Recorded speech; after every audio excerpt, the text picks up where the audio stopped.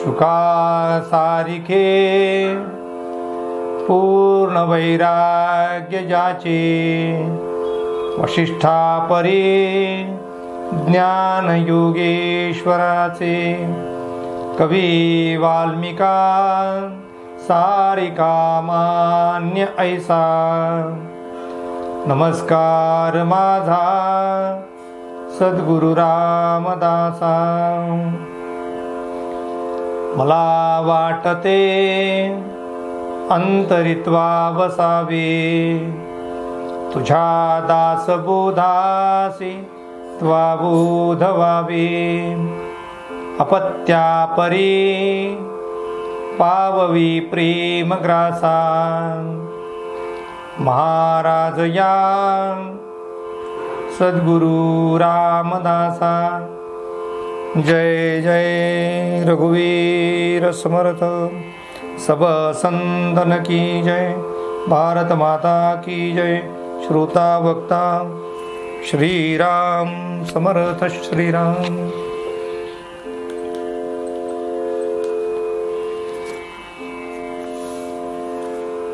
उपस्थित सर्व आदरणीय साधक बंधू आणि भगिनींनो,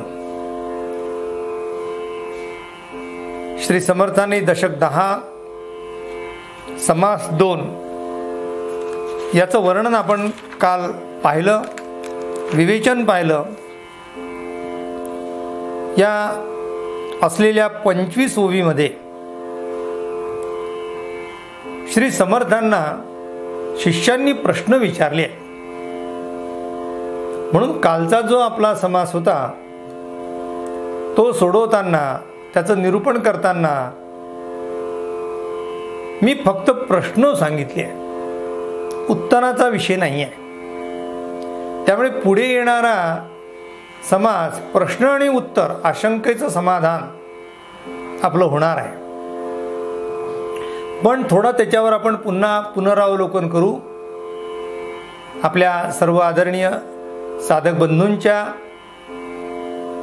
इच्छेप्रमाणे या पूर्ण समासामध्ये नेमका काय प्रश्न आहे,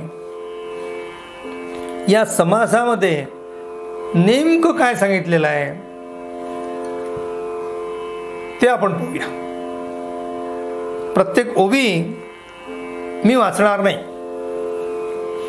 त्याचं वर्णन आपण काल केलेलं आहे. परंतु आज प्रश्नांचा फक्त आपण विचार करू. श्री समर्थांनी शिष्यांना रजतम सत्व, ब्रह्मा विष्णू महेश या तिन्ही देवांनी आपापलं कार्य कसं केलं हे समजून सांगितलं आहे. परंतु शिष्याचा असा प्रश्न आहे, या तिन्ही देवांचा आम्हाला अनुभव नाही महाराज. आम्ही म्हणतो विष्णूने प्रतिपालन केले, ब्रह्माने उत्पत्ती केली आणि रुद्राने संहार केला. बरं, हे माझं मत नाही आहे, लोक सुद्धा मला तेच सांगतात. शिष्य म्हणतात तुम्ही तेच सांगता,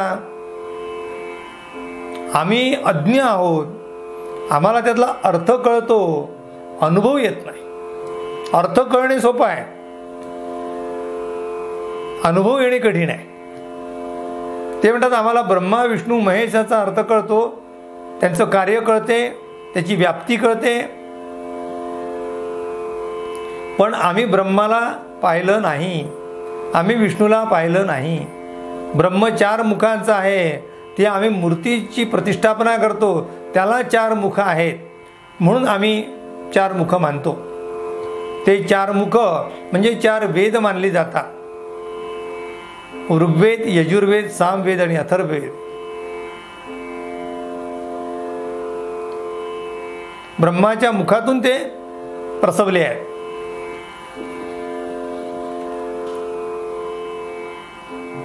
विष्णूने सगळ्यांचं प्रतिपालन केलं आहे, याचा अर्थ सांभाळ केला आहे. म्हणून राजाला भगवान विष्णूचं स्थान आहे. प्रतिपालक म्हणून.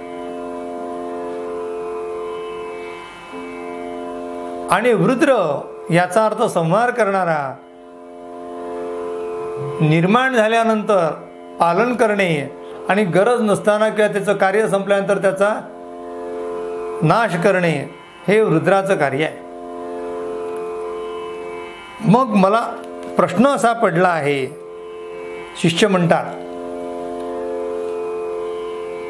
की हे 3 देव जन्म कसे घेतला, 3 देवांचा जन्म झाला कसा, हे एकदा सांगा. समर्थ म्हणतात मागे मी तुम्हाला सांगितलं होतं, पहिले निर्गुण निराकार परब्रह्म, त्यामध्ये मूळ माया, मूळ मायेमध्ये जन्म झाला गुणमायेचा. गुणमायेमध्ये रजतम सत्व हे अंशात्मक आहे. अंश म्हणजे अगदी म्हणजे अत्यंत सूक्ष्म आहे. ते रजतम सत्वातून जन्म झाला ब्रह्मा विष्णू महेशांचा आणि त्यांच्यापासून सृष्टीची निर्मिती झाली. समर्थ म्हणतात आहे हे मी तुम्हाला सांगितलं होतं. पण शिष्य म्हणतात आहे की महाराज ठीक आहे, पण आम्ही गुरुजींना प्रश्न विचारला, म्हणजे बाहेरचे जे आम्हाला जे आम्हाला ब्रह्मा विष्णू आणि महेशाचं वर्णन करून सांगतात तेव्हा आम्ही त्यांना प्रश्न विचारतो, तेव्हा याचं उत्तर ते देत नाही. समर्थ म्हणतात उत्तर कसे देणार, अनुभव असेल तर उत्तर देतील. अनुभवी विण बोलणे व्यर्थ वाया. त्याचा परिणाम बोलणाऱ्यावर होत नाही आणि बोलणाऱ्याचा परिणाम ऐकणाऱ्यावर होत नाही. म्हणून समर्थ म्हणतात हे सोडून द्या, त्याचा अनुभव घ्या, प्रचिती आली पाहिजे. गुरु श्रेष्ठ पाहिजे, शिष्य तसा पाहिजे.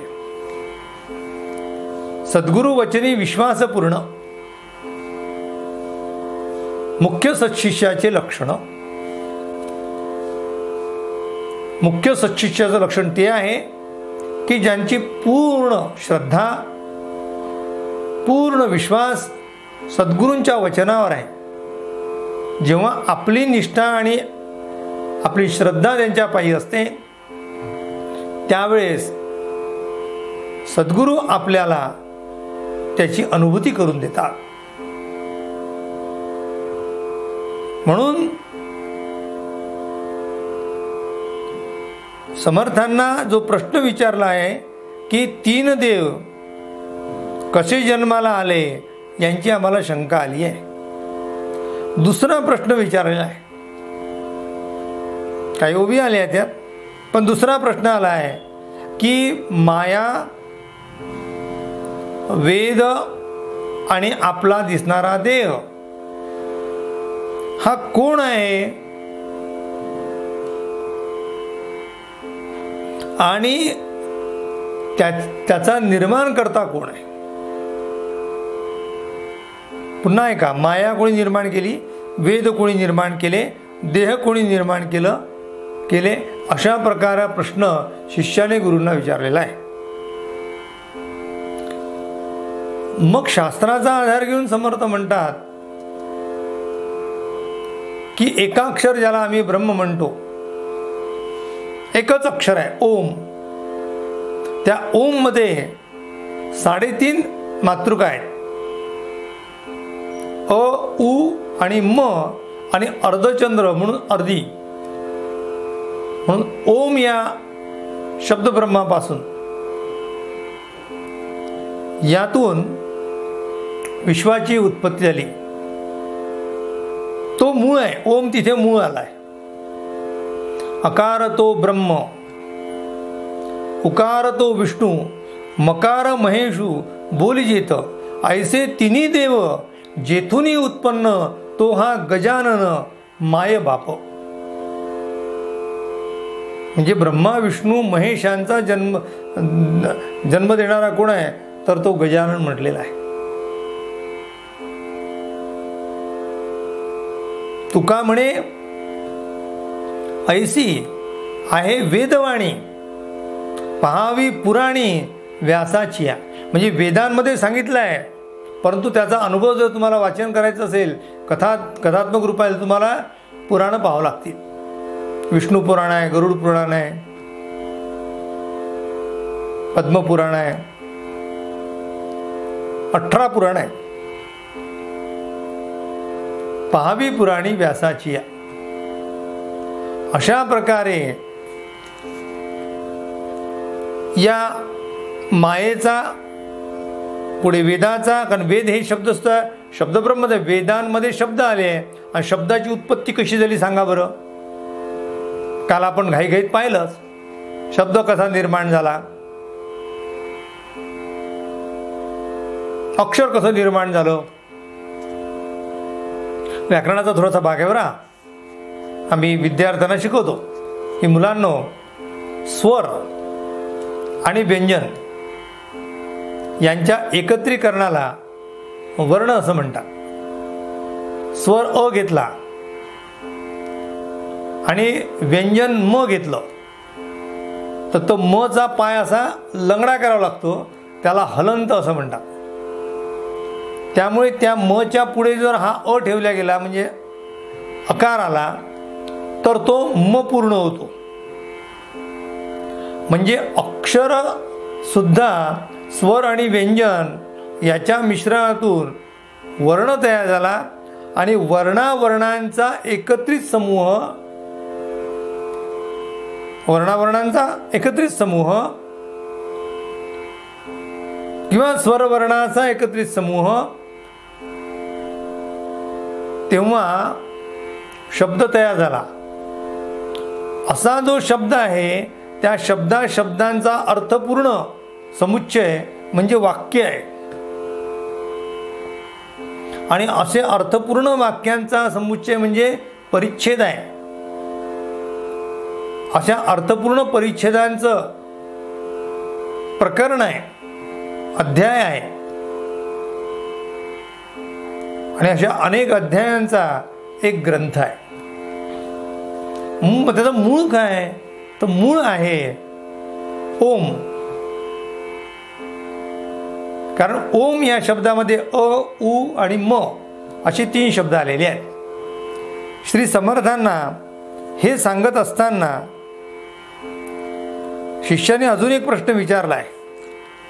नाना प्रकारच्या आशंका आहेत. शिष्य म्हणतो आहे, असो वेद कोठून आले, देह कासयाचे केले, देह कैसे प्रगटले, कोण्या प्रकारे श्रीराम, ऐसा बळावला अनुमान, केले पाहिजे समाधान, वक्ता म्हणे सावधान, होईल आता श्रीराम, होई आता श्रीराम. प्रत्ययो पाहता साकडी, अवघी होते विघडा विघडी, अनुमानिता घडीने घडी, काळ जातो श्रीराम. लोकधाटी शास्त्र निर्णय, येथे बहुधा निश्चय, म्हणून या एक प्रत्यय येणार नाही श्रीराम. प्रत्यय येण्यासाठी लोक सांगतात आणि शास्त्र सांगते, तरी सुद्धा मला प्रत्यय काय येत नाही, अनुभव काय येत नाही. समर्थ त्याचं उत्तर देतात, आता शास्त्राची भीड धरावी. आता शास्त्राच्या विरुद्ध बोलावं का आपण? नाही, शास्त्र काय सांगते आहे ते आम्हाला ऐकावंच लागणार आहे. शास्त्राचा अव्यय करणार नाही मी, शास्त्राला मी खोटं सांगणार नाही. शास्त्र बरोबर आहे, पण शास्त्र जरी बरोबर असेल तरी समर्थ पुढे म्हणतात आहे, शास्त्र रक्षून प्रत्यय आणिला. शास्त्राचं रक्षण केलं आणि अनुभव आणण्याचा प्रयत्न केला. पूर्व पक्ष त्यागुणी सिद्धांत पाहिला, शहाणा मूर्ख समजाविला, एका वचने श्रीराम.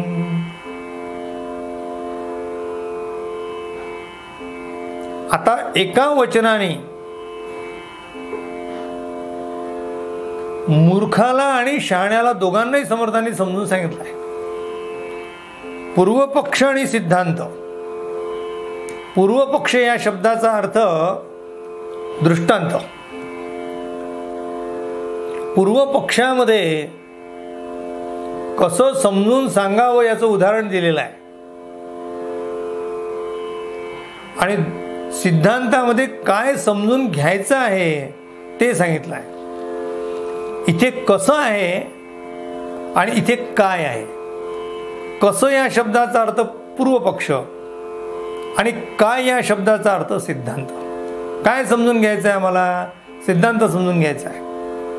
बरेचदा कीर्तनामध्ये आम्ही पूर्वरंग लावतो, तर पूर्वरंगामध्ये एक संतांचा अभंग असतो, सत्पुरुषाचा अभंग घेतला जातो. त्या अभंगावर तासभर विवेचन होते महाराज. त्या तासभरा विवेचनानंतर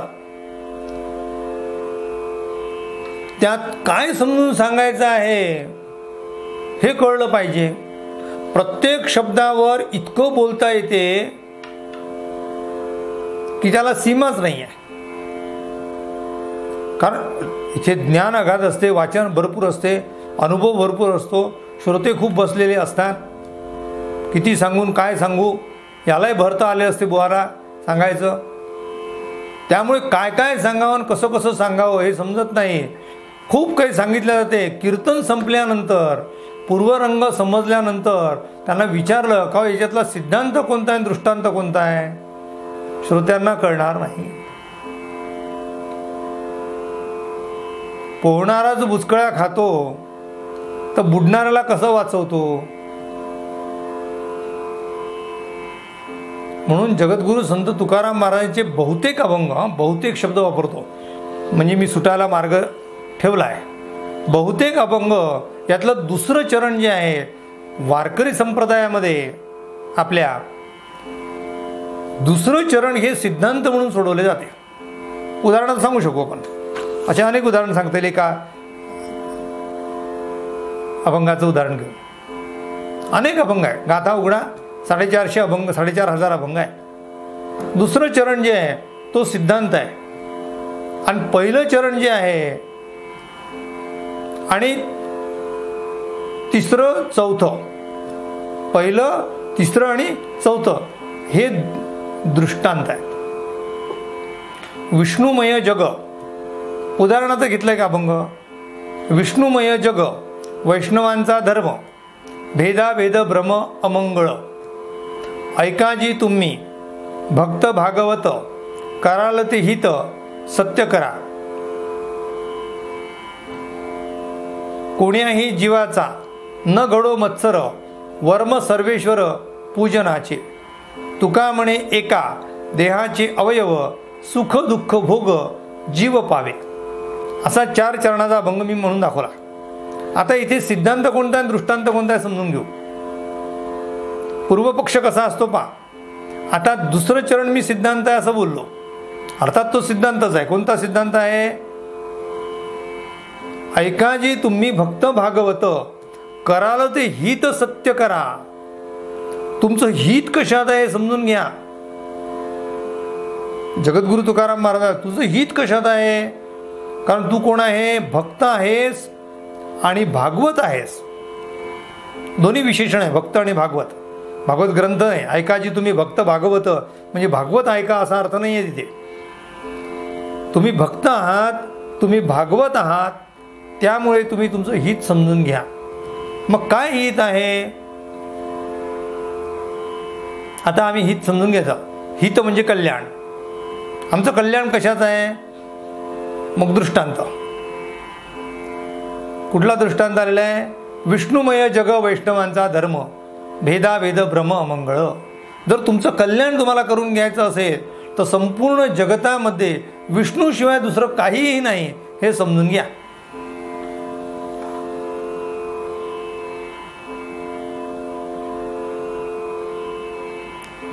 तिसरं चरण.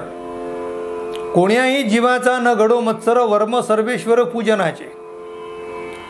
तुम्ही भक्त आणि भागवत आहात की नाही, तुम्ही साधू आणि संजन आहात की नाही, मग तुमचं हित कशात आहे. म्हणून तुम्ही कोणाचाही मत्सर करू नका. सिद्धांत काय सांगितलं आहे.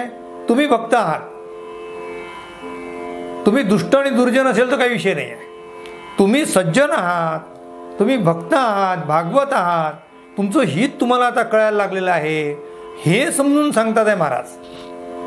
आणि त्याच्यासाठी तुम्ही काय करा म्हणून सांगतात आहे की कोण्याही जीवाचा न करो मत्सर, वर्म सर्वेश्वर पूजनाचे. सगळ्यांच्या हृदयामध्ये परमेश्वर आहे.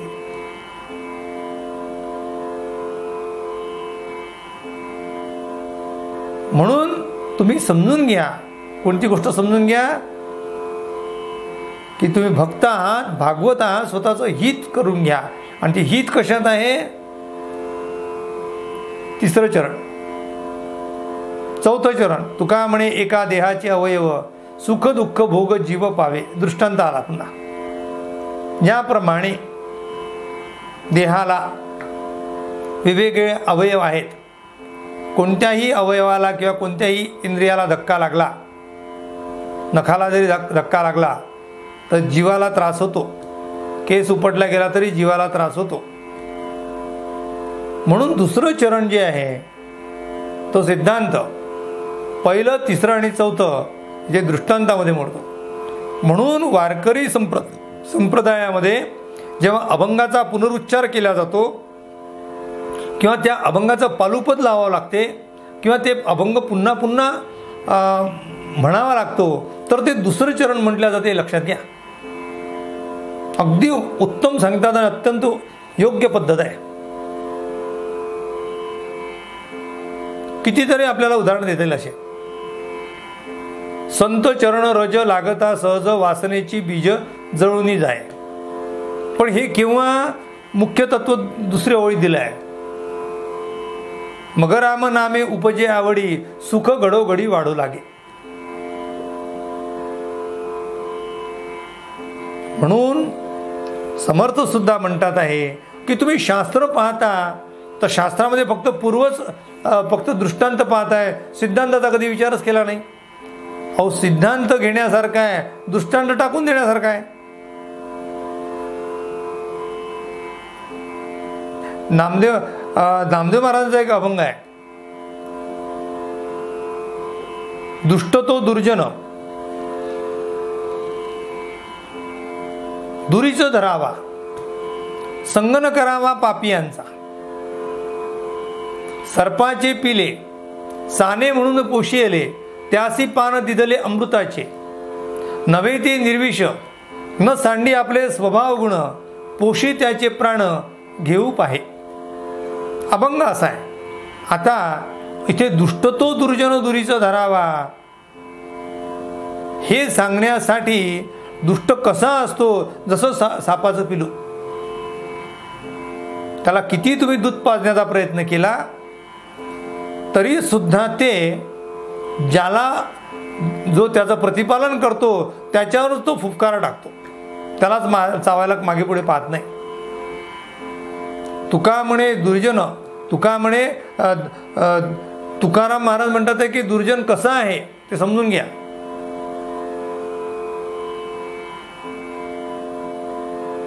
तुकाराम महाराज विंचवाची नांगी. तुकाराम महाराज म्हणतात दुर्जन तैसा सर्वांगी.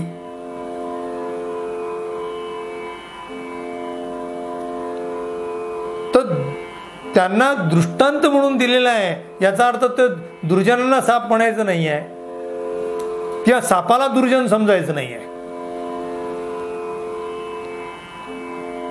आता सापाला दुर्जन समजायचं ते सापाला मारू नये. साप तर आपले रक्षक आहेत. पण तो दृष्टांत म्हणून घेतला आहे. दृष्टांत तेवढ्या पुरता घेतला जातो, नंतर तो टाकून दिला जात असतो. मना चंदनाचे परित्वा जिजावे, परी अंतरी सज्जना निवय. आता चंदनाचा दृष्टांत दिलेला आहे, पण तो सिद्धांत नाही आहे. सिद्धांत हा आहे की दुसऱ्यासाठी आपण काहीतरी केलं पाहिजे. आणि दृष्टांत काय, जसं चंदन घासल्या जाते आणि त्यातून सुगंध निघतो, तसं दुसऱ्यासाठी आपण स्वतः झिजावं आणि आपल्या कीर्तिरूपाने अमर राहावं. म्हणून समर्थ म्हणतात, शास्त्र समजून घेत असताना तुम्ही शास्त्रातील नुसते तुम्ही दृष्टांत पाहू नका, सिद्धांताचा विचार करा. पूर्वरंगाचा विचार करू नका. पूर्वरंग तसाही फोल आहे, तो फक्त समजून सांगण्यापुरता वापरलेला आहे, तो फार महत्त्वाचा नाही. मुलांना गणित शिकवताना वापरलेली पाटी आणि मण्या आणि पेन्सिल हे शेवटी पूर्वपक्षच आहे. तो एकदा उच्च पदावर जाऊन बसला, गणितज्ञ झाला, तर तो पाटी पेन्सिल घेणार नाही. तो म्हणाला याची गरजच नाही राहिली आता. हो खरंच ना, त्याची गरजच राहिली नाही आहे, कारण त्याला आता कळलं आहे. पहिल्या वर्गातल्या विद्यार्थ्याला गरज आहे पाटी पेन्सिलची, पण MSc करणाऱ्या गणितामध्ये MSc करणाऱ्या माणसाने 5 आणि 5 साठी पेन्सिल का पाटी घ्यावी का? त्याला 5 आणि 5 10 कळलंच पाहिजे. याचा अर्थ असा की जो अज्ञानी आहे त्याला समजून सांगण्यासाठी दृष्टांत दिला जातो, आणि एकदा तो दृष्टांत समजला की त्या दृष्टांतावरून सिद्धांत आपल्याला बाणवायचा असतो. म्हणून समर्थ इथे तेच सांगतात आहे, शास्त्र रक्षुण प्रत्यय आणला, पूर्वपक्ष त्यागुण सिद्धांत पाहिला, शहाणा मूर्ख समजाविला, एका वचने श्रीराम. शास्त्रीचा पूर्वपक्ष बोलिला, पूर्वपक्ष म्हणावे लटक्याला, विचार पाहता आम्हाला, शब्द नाही श्रीराम. समर्थ म्हणतात आहे की पूर्वपक्ष हा मुळात लटकाच आहे, खोटाच आहे. एक होती चिव, एक होता काऊ. एक दिवस काय झालं की लहान मुलं म्हणतात खूप पाऊस आला, पण चिमणीचं घर कशाचं होतं माहिती आहे का तुम्हाला? ते म्हणतात हो, चिमणीचं घर होतं मेणाचं. आणि कावळ्याचं घर कशाचं होतं रे? तर कावळ्याचं घर होतं शेणाचं. मग त्या पावसामध्ये काय झालं, कावळ्याचं घर वाहून गेलं. त्या कावळ्याला राहायला जागा नव्हती, म्हणून तो कावळा चिमणीच्या घरासमोर येऊन उभा राहिला आणि तो चिमणीला म्हणू लागला, चिवताई चिवताई दार उघड. मग ती म्हणते थांब माझ्या बाळाला मुकूर दे, थांब माझ्या बाळाला मुकूर दे. असं करून मग नंतर ती दरवाजा उघडते. ही कथा दृष्टांत कथा आहे, सिद्धांत नाही आहे याच्यात. मग सिद्धांत काय केला पाहिजे? आम्ही दुसऱ्याला मदत केली पाहिजे, हा सिद्धांत आहे. संकट प्रसंगी जो दुसऱ्याला मदत करतो तो खरा मित्र असतो. Friend in need is friend in deed. जो दुसऱ्याला मदत करतो संकट प्रसंगी. म्हणून समर्थ म्हणतात आहे की तू पूर्वपक्ष सोडून दे. पण जेव्हा समजत नाही लहान मुलांना तेव्हा चिवणी काऊची. तुम्हाला माहिती आहे का, आपल्याला पंचतंत्रकी कहाण्या माहिती आहेत, विष्णू शर्मांनी लिहिलेल्या 100 कथा आहे. भरपूर मस्त सुंदर ग्रंथ आहे, लहान मुलांना वाचनीय आहे, लहान मुलांना बोधकथा सांगणार आहे. पण त्या पंचतंत्राच्या कहाण्या ह्या फार मोठ्या माणसाला जर सांगत बसलो तर अरे या काय कपोलकल्पित कथा आहेत. पण ते कपोलकल्पित जरी असल्या तरी समजून सांगण्यासाठी त्याची गरज आहे. तसा हा पूर्वपक्ष आहे. म्हणून पूर्वपक्ष उडून लावावा लागतो आणि सिद्धांत धरून ठेवावा लागतो. ते समर्थ इथे सांगतात आहे. तथापि बोलो काही एक. म्हणून आता मी काही सांगतो आहे. शास्त्र रक्षण कौतुक श्रोती सादर विवेक केला पाहिजे श्रीराम. इति श्री दासबोधे गुरु शिष्य संवादे देवा शंका नाम समास द्वितीय श्रीराम. श्रीराम समर्थ श्रीराम. अशा प्रकारे समर्थांनी याचं समाधान पुढच्या समासात पाहिलेला आहे. तो भाग आपण उद्याच्या निरूपणात पाहू. आपल्या सर्वांच्या हृदयस्थ असलेल्या परमेश्वराला विनम्र अभिवादन करतो आणि आजची निरूपण सेवा संपन्न करतो. उपासनेला दृढ चालवावे, भूदेव संतासी सदा नमावे. सत्कर्म योगे वय घालवावे, सर्वामुखे मंगल बोलवावे. जय जय रघुवीर समर्थ. सब संतन की जय. भारत माता की जय.